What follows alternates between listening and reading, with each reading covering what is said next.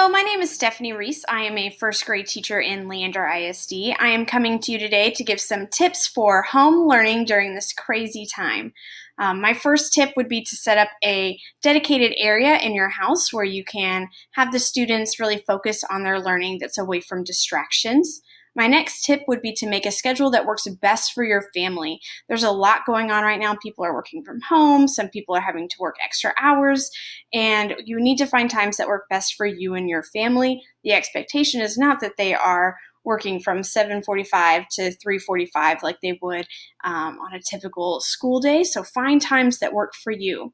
To go along with that, it's also important to chunk out your learning time. Since I teach, 6 and 7-year-olds, their attention span is about 6 and 7 minutes. So I always chunk out my lessons. I have us work on an activity, then I'll take a movement break. And those movement breaks are going to be so important for you guys at home because it's going to help keep them engaged, keep them motivated. We're going to do 10 minutes right now, and then we're going to go for a walk. We're going to do, 10 minutes here, and then we're going to go draw or do a puzzle. Just something to keep them motivated and keeps their attention span in check as well. My next tip is to keep it simple. There's a ton of resources out there right now. Do not feel like you have to recreate the wheel and have these amazing lessons all the time. Utilize what you already have. Home really is the best learning environment because there are so many things they can learn with, cooking, daily household chores.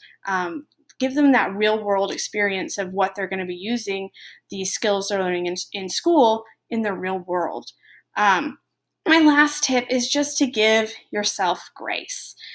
This is a time where we are all trying new things, including your kiddo. They are trying new things learning from home, so it's going to have some adjustments, and that's okay. So give yourself grace, take care of each other, and I hope everyone has a wonderful home learning experience. Thank you.